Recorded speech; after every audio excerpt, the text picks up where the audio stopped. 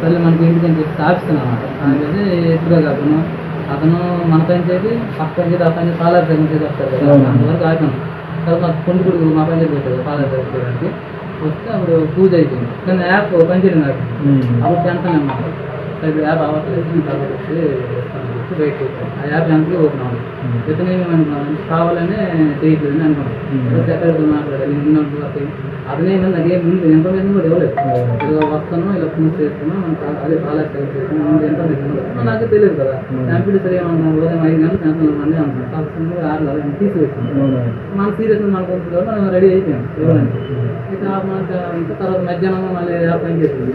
చిన్న 5 గంటలకు వెళ్ళి 50 గంటల నుంచి 7 గంటల నుంచి వరకు ఇచ్చాను. ఇంక 7 గంటలు ఉన్నాయంటే మనం ఇయ్యాలి అక్కడ ఉంది, అప్పుడు దాకా ఉంది అనమాట. అతను 2 గంటలు ఇచ్చేది అతను వెళ్ళిపోయారు. వెళ్ళిపోగా ఈ లోన్ కాకుండా బయటకు వచ్చి తీరా అందరూ నేను చెప్పినట్టే వెయిట్ చేద్దాం. ఇక్కడ ముందు సార్ ఇమ్మన్నారు, ఇంకో 10 గంటలు ఇచ్చాను సార్. తర్వాత మీరు ఆగమని ఆడుతుంది సార్.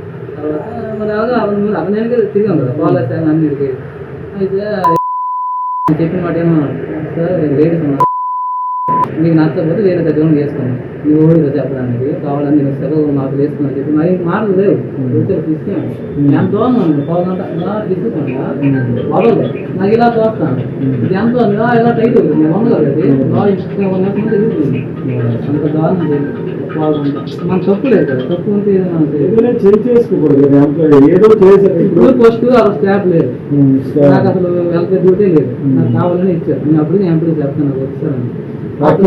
లేదంటే అక్కడ ఎంపీ తీసుకున్నా సార్, అతను కావాలనే వైసీపీకి అసలు సార్ ఏమని చెప్పి ఇస్తాం, మనకి ఏం తెలుసు ఇస్తాం కదా.